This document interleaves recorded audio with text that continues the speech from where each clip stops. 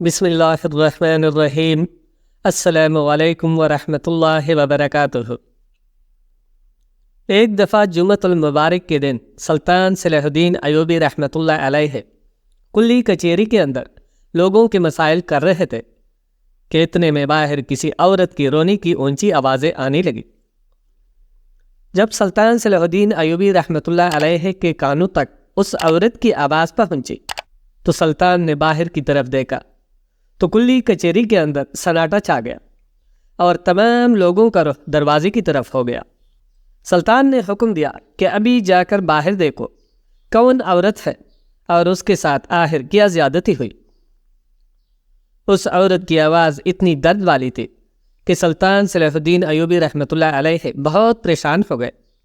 جب اس عورت کو سلطان کے سامنے حاضر کیا گیا تو اس عورت کے سارے کپڑے پٹے ہوئے تھے، حتیٰ کہ اس کا آدھا جسم دکھائی دے رہا تھا۔ سلطان نے اپنی نظریں جھکا لی اور اسی وقت ایک کنیز کو حکم دیا کہ اس عورت کے جسم پر چادر ڈال دے۔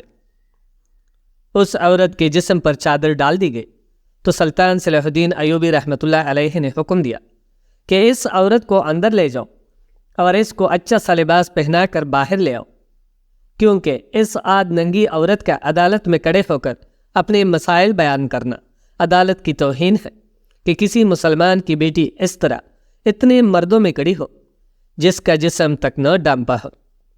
سلطان صلاح الدین ایوبی رحمۃ اللہ علیہ خواتین کی بہت عزت کرتے تھے۔ وہ کنیز اس کم عمر خاتون کو اندر لے گئی۔ جب اندر جا کر پتہ کیا تو اس وقت کوئی ایسا لباس موجود نہیں تھا جو کہ اس خاتون کو پہنایا جائے۔ جب یہ سارا ماجرا سلطان صلاح الدین ایوبی رحمۃ اللہ علیہ کی بیوی کو پتہ چلا تو انہوں نے اپنا ایک انتہائی قیمتی جوڑا نکال کر دیا اور کہا کہ اس لڑکی کو پہنا دو۔ کنیز نے کہا، ملکہ، یہ بہت قیمتی لباس ہے جو کہ آپ نے بڑے شوق سے بنوایا ہے، اگر یہ جوڑا آپ اسے پہنا دی گی تو آپ اپنی بیٹی کی شادی میں کیا پہنیں گے؟ تو ملکہ نے کہا، کوئی بھی اور جوڑا پہن لوں گی، اور ویسے بھی یہ سلطان کا حکم ہے اور میں سلطان کے حکم کے لیے جان بھی قربان کر سکتی ہوں، یہ لباس تو کچھ نہیں۔ اس عورت کو قیمتی لباس پہنا کر باہر لایا گیا۔ وہ عورت جیسے ہی سلطان کے سامنے حاضر ہوئی تو اس نے کہا، سلطان صلاح الدین ایوبی، آپ کا خدا آپ کو سمندر میں موجود ریت کی مانند ترقی دے۔ آپ میرے بارے میں ذرا نہیں جانتے، نہ ہی آپ یہ جانتے ہیں کہ میں کتنی گنہگار ہوں، ایک بیکاری عورت ہوں۔ آپ نے یہ سمجھے بغیر مجھے اتنا قیمتی لباس پہنانے کا حکم دے دیا جسے میں ساری زندگی پہننے کا تصور بھی نہیں کر سکتی تھی۔ اس طرح کا شہز میں نے زندگی میں پہلی بار دیکھا ہے، اور خاص کر آپ کی بیوی کا بہت بڑا دل ہے جنہوں نے اپنا انتہائی قیمتی سوٹ مجھ غریب کے جسم پر نچاور کر دیا۔ سلطان نے کہا، ہماری نظر میں نہ ہی کوئی امیر ہوتا ہے اور نہ ہی کوئی غریب، ہم اللہ کے بندے ہیں اور سب اسی کی ہی عبادت کرتے ہیں۔ یہ سن کر وہ عورت چیخنے چلانے لگی۔ اس کی درد سے بری آواز سن کر سلطان صلاح الدین ایوبی رحمۃ اللہ علیہ نے کہا، اے خاتون، بتاؤ تمہارے ساتھ کیا زیادتی ہوئی؟ اس نے کہا، سلطان، میرے ایک سوال کا جواب مل سکتا ہے کیا؟ سوچ کر بتائیے، آپ میرے ایک سوال کا جواب دے سکتے ہیں کیا؟ یہ سن کر سلطان نے کہا، بتاؤ کیا ہوا؟ خاتون نے درد بھرے لہجے میں کہا، سلطان معظم، میں بہت بڑی گنہگار ہوں، میں ایک بدکار عورت اور حتیٰ کہ 5 آدمیوں کی قاتل بھی ہوں، کیا میری بخشش ہو سکتی ہے؟ یہ سن کر سلطان خود اور دربار میں موجود تمام لوگ چونک گئے کہ قاتل اور بدکار عورت سلطان کے سامنے آنے کی جرت کیسے کر سکتی ہے؟ سلطان نے اس عورت کو کہا، یہ تم کیا کہہ رہی ہو؟ تو اس عورت نے کہا، سلطان معظم، بے شک میں بدکار تو ضرور تھی مگر قاتل کبھی نہیں تھی، اپنی جان بچانے کی خاطر مجھے قتل کرنا پڑا۔ یہ سن کر سلطان صلاح الدین ایوبی رحمۃ اللہ علیہ نے کہا، تم اپنی بات تفصیل سے بتاؤ۔ اس نے کہا، سلطان معظم، میری شادی ایک مزدور سے ہوئی تھی تو اللہ تعالیٰ نے ہمیں ایک بیٹا دیا۔ میرا بیٹا جب 2 سال کا ہوا تو میرا شوہر کسی حادثے میں زخمی ہو گیا اور اتنا زخمی ہوا کہ اب وہ کمانے کے قابل نہیں بچا، لہٰذا جب میں نے اپنے شوہر اور اپنے بچے کو بھوکا دیکھا تو مجھ سے رہا نہ گیا اور میں بھیک مانگنے کے لیے باہر نکل پڑی۔ لیکن میں جس کے پاس بھیک مانگنے کے لیے جاتی، بھیک دینے کے مطالبے میں وہ مجھ سے میرے جسم کا تقاضا کرتے۔ مجھے اللہ تعالیٰ نے بے انتہا حسن سے نوازا ہے، لہٰذا چند دن بھوک سہنے کے بعد مجھے پتہ چل گیا کہ اگر اس دنیا میں زندہ رہنا ہے تو اپنے جسم کو بیچنا پڑے گا، اور اس کے بعد میں نے اپنے جسم کو بیچنا شروع کر دیا۔ کبھی میں کسی تاجر کے پاس اپنے جسم کو بیچتی، تو کبھی کسی قاضی کے پاس، تو کبھی کسی ذمہ دار کے پاس، حتیٰ کہ مجھے جو شہز بھی دینار دینے کی حیثیت رکھتا میں اس کے ساتھ رات گزارتی۔ سلطان معظم، ایک دن مجھے ایک وڈیرے کی طرف سے پیغام ملا۔ اس نے مجھے اپنے ڈیرے پر بلایا اور کہا کہ فلاں ڈیرے پر آ جاؤ، تمہیں میرے ساتھ ایک رات گزارنے کے بدلے میں 1000 دینار اور 100 سونے کے سکے دیے جائیں گے، لہٰذا تم ایک رات کے لیے میرے ساتھ سونے کے لیے تیار ہو جاؤ۔ میں اس کے ڈیرے پر پہنچ گئی۔ میں بہت خوش تھی کہ ایک رات کی 100 سونے کے سکے اور 1000 دینار مل جائیں گے۔ یہ میری ساری زندگی کی کمائی سے بھی زیادہ تھے۔ لیکن جب میں اس کے ڈیرے پر پہنچی تو میں نے اس وڈیرے کو کہا کہ بے شک میں کئی لوگوں کے ساتھ سو چکی ہوں، لہٰذا میں ایک رات کے 100 سونے کے سکے اور 1000 دینار لوں گی۔ یہ سن کر اس نے کہا، تم ٹھیک کہہ رہی ہو۔ وہ وڈیرا مجھے ایک بڑی سی حویلی کے اندر لے گیا۔ اس حویلی کے اندر میں جیسی ہی اندر داخل ہوئی تو اور 5 آدمی شراب میں دھت بیٹھے ہوئے تھے۔ میں نے وڈیرے سے کہا، یہ کون ہے؟ تو اس نے کہا، یہ سب میرے دوست ہیں، ان کی میں نے دعوت کی ہے اور اسی لیے تو میں نے تمہیں بلایا ہے۔ اس ایک رات میں آپ نے ان تمام لوگوں کو اپنے جسم سے لطف اندوز کروانا ہے۔ میں نے اس وڈیرے کو کہا، تمہارا اور میرا معاہدہ صرف ایک تمہارے ساتھ ہوا تھا، ان 5 آدمیوں کے سامنے میں اپنا جسم نہیں پلا سکتے۔ اس وڈیرے نے کہا، 100 کی جگہ میں تجھے 500 سونے کے سکے دوں گا، تمہیں بس ان سب کو خوش کرنا پڑے گا۔ میں نے وڈیرے کی بات ماننے سے انکار کر دیا۔ میں نے جب انکار کیا تو مجھے پتہ چل گیا کہ اب یا تو مجھے اپنا جسم ان کے حوالے کرنا پڑے گا یا پھر میری جان جائے گی۔ میں نے اسی وقت خنجر نکالا اور لڑتے لڑتے میں نے ان 5 آدمیوں کو جو کہ شراب کے نشے میں دھت تھے، خنجر سے ان کے گلے کاٹ دیے۔ کسی کو خنجر سینے میں لگا تو کسی کی گردن میں، اور وہ سب کے سب مر گئے۔ ایک کو خنجر تھوڑا گہرا نہیں لگا اور وہاں سے بھاگتے ہوئے اس نے خنجر میرے سینے میں گھوم دیا، لیکن میں خوش قسمت تھی کہ اس نے جس جگہ خنجر مارا اس جگہ میرا دل نہیں تھا، بلکہ میرا دل قدرت کے بنائے گئے نظام کی وجہ سے دائیں طرف تھا۔ اگر میرا دل بائیں طرف ہوتا تو شاید میں بھی موقع پر ہی مر جاتی۔ لہٰذا مجھے زخم تو ضرور ملا لیکن میری جان بچ گئی۔ میں باہر نکلی تو ایک بزرگ چرواہا گزر رہا تھا۔ اس نے مجھے زخمی حالت میں دیکھا تو اس نے مجھے اپنے گدے پر بٹھایا اور اپنے گھر لے گیا۔ اس نے میری دیکھ بھال کی اور میرے زخم کو داغا۔ اس نے میری بیٹیوں کی طرح خدمت کی اور چند دن گزارنے کے بعد میرے زخم میں بہت بہتری آئی۔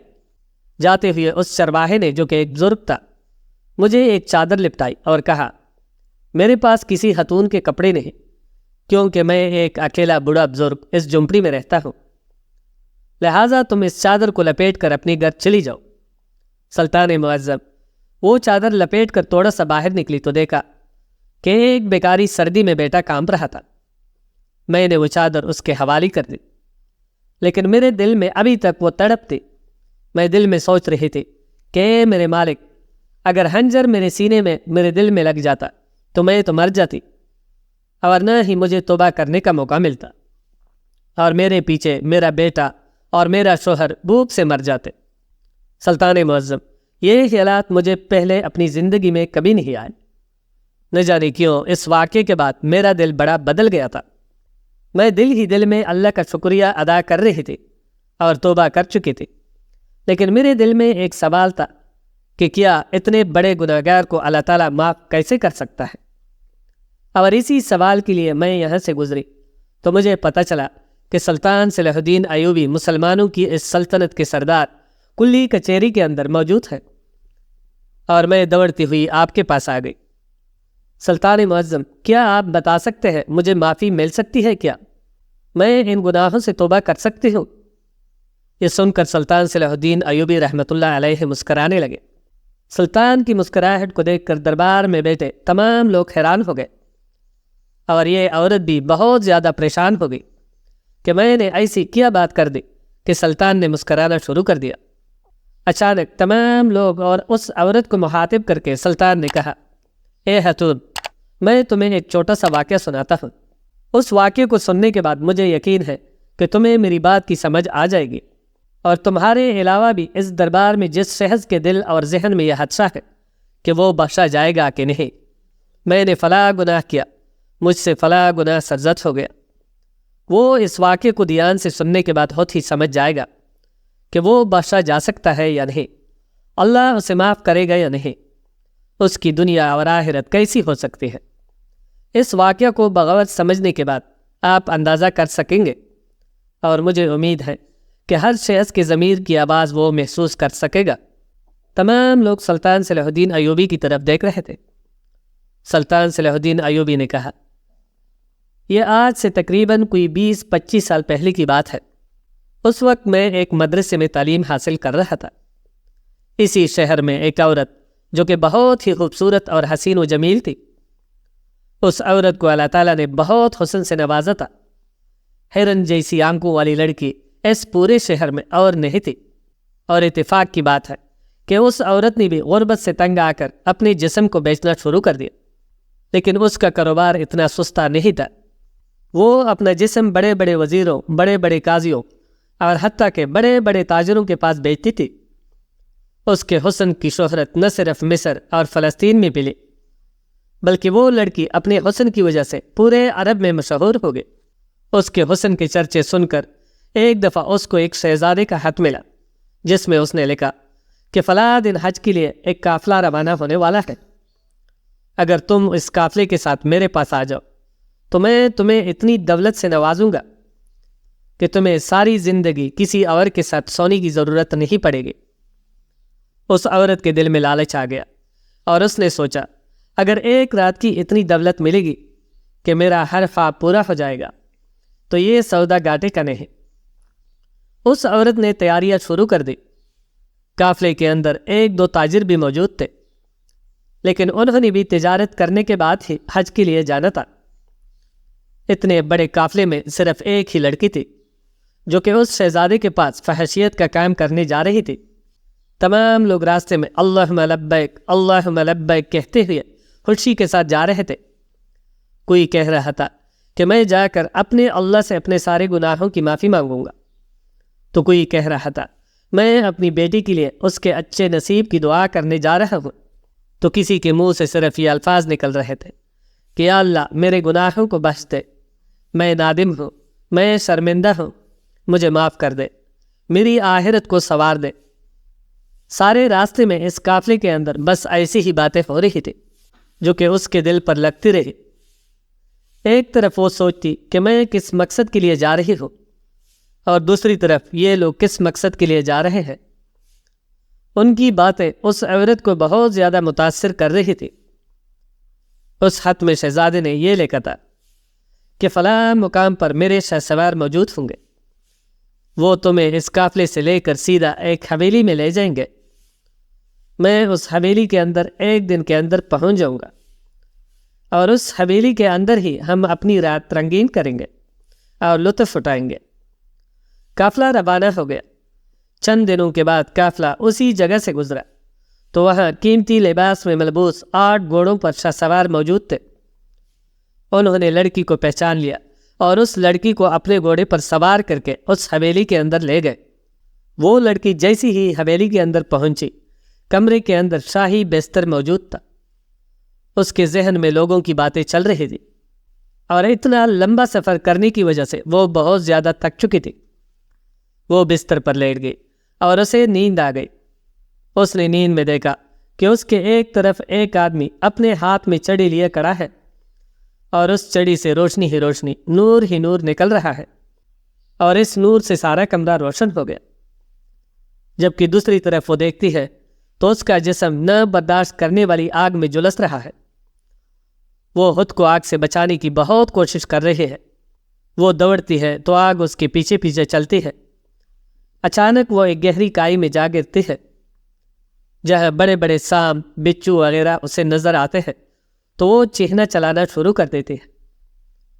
اچانک اسی دہشت کے ساتھ اپنے سارے جسم پر پسینے کو محسوس کرتی ہوئی اس کی آنکھیں کھل گئی۔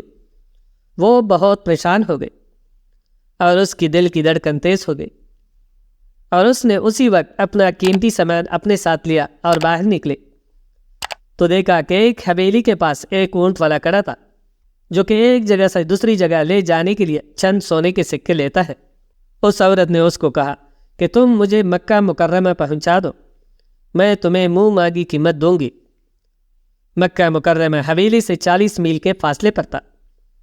اس اونٹ والے نے کہا، اگر تمہیں مکہ مکرمہ پہنچنا ہے تو میں 2 گھوڑے لے کر آتا ہوں، گھوڑے پر ہم جلدی پہنچ جائیں گے۔ وہ چند لمحوں کے بعد 2 گھوڑے لے کر پہنچ گیا۔ وہ عورت گھوڑے پر سوار ہوئی اور سیدھا مکہ مکرمہ جا پہنچی، حج کے فرائض ادا کرنے لگی، اور اسی دوران ہر لمحے اللہ سے ہاتھ اٹھا اٹھا کر معافیا مانگنے لگی، کہنے لگی، اے میرے مالک، اے میرے رب، شکر ہے تو نے مجھے سیدھے راستے پر ڈال دیا۔ اے میرے مالک، تو مجھے معاف فرما دے، میں نے تیرے دیے گئے قیمتی نعمت کو غلط کاموں میں لگا دیا، اور دنیاوی دولت کے لیے میں نے اپنے جسم کو بیچنا شروع کر دیا۔ اے میرے مالک، مجھے معاف کر دے، میں غفلت میں ڈوب چکی تھی، مجھے دنیا کی رنگینیوں نے اپنی طرف مائل کر لیا تھا، مجھے تو خیال تک نہ تھا کہ میں نے اس دنیا کو چھوڑ کر جانا ہے، یہ میرا ہمیشہ کا ٹھکانہ نہیں ہے۔ اتفاقاً اسے حج کے دوران ہی مسلمانوں کے سلطان کا ایک سپہ سالار جمال ثانی مل گیا۔ سلطان کے سپہ سالار کو جب اس لڑکی نے دیکھا تو اس کے پاس گئی اور کہا، حضور، آپ اور یہاں کیسے؟ سپہ سالار نے کہا، اے لڑکی، تم یہاں کیسے؟ تمہارا کام تو یہاں نہیں، کیونکہ یہ سالار اس عورت کو جانتا تھا، ان کی پہلے ملاقات ہو چکی تھی۔ وہ ملاقات یوں تھی کہ ایک دفعہ سلطان کا یہ سپہ سالار پڑوسی بادشاہ کے ایک وزیر کو سلطان کا پیغام دینے کے لیے گیا، تو اس وقت یہی لڑکی وزیر کے کمرے میں اس کے ساتھ سونے کے لیے جا رہی تھی۔ سلطان کے سپہ سالار نے اسے منع کیا تھا کہ تم یہ کام چھوڑ دو، ایک مسلمان ہو کر تم غلط کام کر رہی ہو، یہ کسی بھی مسلمان عورت کو زیب نہیں دیتا، تم چند سونے کے سکوں کی خاطر، یہ دیناروں کی خاطر اپنا جسم بیچ رہی ہو، تم نہ صرف اپنا بلکہ مسلمان عورتوں کے لیے باعث شرمندگی ہو۔ لیکن اس نے اس وقت سلطان کے سپہ سالار کو جھڑک دیا اور وہاں سے چلی گئی۔ اس لڑکی نے سپہ سالار کو بتایا کہ اللہ تعالیٰ نے مجھے توبہ کرنے کی توفیق عطا فرما دی، میری منزل تو غلط تھی، لیکن میری منزل، میرا راستہ، میرا دل تبدیل ہو گیا، اور میں نے اللہ سے توبہ کر لی۔ اللہ سے تم بھی دعا مانگو کہ وہ مجھے معاف کر دے۔ سپہ سالار نے کہا، بے شک وہ بڑا غفور الرحیم ہے، وہ تمہیں ضرور معاف کر دے گا۔ تمہیں معاف کرنے کے لیے یہی سب سے بڑی نشانی ہے کہ اللہ تعالیٰ نے تمہارا دل بدل دیا اور تمہیں اپنے گھر مہمان بن کر بلایا، اور یہ ہر کسی کے نصیب میں نہیں ہوتا۔ یہ سنتے ہی یہ عورت زار و قطار رونے لگی، کبھی یہ خدا کی شان کو دیکھتی اور کبھی اپنی زندگی میں کیے گئے کرتوتوں کو۔ جمال ثانی نے اسے حوصلہ دیا، پھر ان دونوں نے اکٹھے حج ادا کیا، اور جب حج کی واپسی پر قافلہ تیار ہونے لگا تو اس لڑکی نے سپہ سالار کو کہا، میرے ساتھ اور کوئی نہیں، لہٰذا میں اس قافلے کے ساتھ چلنا چاہوں گی۔ تو سپہ سالار نے کہا، بے شک تم ہمارے ساتھ چلو، لیکن یہ حاجیوں کا قافلہ ہے اور میں ایک سپہ سالار ہوں، میرے ساتھ اگر قافلے والے نامحرم لڑکی کو دیکھیں گے تو وہ مجھے کیا کہیں گے، لہٰذا تم میرے ساتھ نکاح کر لو، میں تمہیں اپنے ساتھ لے جانے کے لیے تیار ہوں۔ اس لڑکی نے سلطان کے سپہ سالار سے نکاح کر لیا، اور اس کے بعد وہ سپہ سالار کی بیوی بن گئی۔ وقت آنے کے بعد وہی سپہ سالار کی بیوی اپنے شوہر کے ساتھ لڑتے ہوئے شہید ہو گئے۔ سلطان صلاح الدین ایوبی رحمۃ اللہ علیہ نے مجمع کو مخاطب کر کے کہا، کیا آپ لوگ دیکھیں کہ ایک عورت جس کی ہر رات کسی نہ کسی نامحرم مرد کے ساتھ بستر غلاظت پر گزرتی تھی، وہ ایک شہید سپہ سالار کی بیوی بن کر گئی، اور اگر اللہ تعالیٰ اس کو معاف نہ کرتا تو وہ کبھی بھی شہید نہ ہوتی، نہ خدا اس کا دل بدلتا اور نہ اپنے گھر میں اسے بلاتا۔ یہ واقعہ سن کر وہ لڑکی زار و قطار رونے لگی، حتیٰ کہ اس کی ہچکی بن گئی۔ اپنے دل کی بڑاس نکالنے کے بعد اس عورت نے کہا، سلطان معظم، آپ بھی اللہ سے دعا کرنا کہ وہ مجھے معاف کر دے۔ اتنے میں ایک سلطان کا وزیر بول اٹھا اور کہا، حضور، اس لڑکی نے 5 آدمیوں کا قتل کیا، آپ اسے ایسے جانے دیں گے؟ تو سلطان نے فرمایا، اے وزیر، یہ بات تم بھی جانتے ہو کہ اس لڑکی نے ان مردوں پر اس وقت حملہ کیا جب اس کو اپنی جان کا خطرہ تھا، اور اپنی جان بچانے کے بدلے میں اگر حملہ کو قتل کیا جائے تو اس کے بدلے میں کوئی قصاص نہیں ہوتا، لہٰذا اس عورت پر کوئی قصاص یا گناہ نہیں، اس لیے اس عورت کو بغیر کوئی سزا سنائے سلطان صلاح الدین ایوبی نے عدالت سے رخصت کر دیا۔ اور کہتے ہیں کہ وہ عورت بعد میں اتنی نیکوکار بن گئی کہ بڑے بڑے عالم اس کا بڑے ادب سے ذکر کرتے تھے، اور اکثر لوگ کہا کرتے تھے، اگر اس دنیا میں کسی جنتی عورت کو دیکھنا ہے تو اس سے بہتر شکل جنتی کی نہیں ہو سکتی، کیونکہ وہ بہت زیادہ پرہیزگار بن چکی تھی، پردیدار بن چکی تھی۔ بس جب اللہ تعالیٰ کسی کو ہدایت دے دے تو پھر اس کا دامن تام لیتا ہے۔ انسان خطا کار ہے، انسان خطا کا پتلا ہے، انسان اپنی زندگی میں بے شمار ایسے گناہ کر بیٹھتا ہے، لیکن جب اللہ اسے ہدایت دیتا ہے تو اسے اپنے تمام گناہوں پر شرمندگی ہوتی ہے، اور یہ رو رو کر اللہ تعالیٰ سے اپنی زندگی میں کیے گئے سیاہ اعمالوں کی معافی مانگتا ہے، تو اللہ تعالیٰ ہر سچے دل سے، سچے نیت سے توبہ کرنے والی کی توبہ قبول فرما کر اسے معاف کر دیتا ہے۔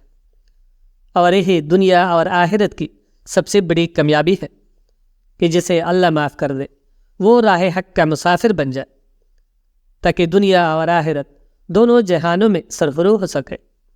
آپ سے گزارش ہے کہ اس ویڈیو کو لائک کیجیے گا۔ شکریہ۔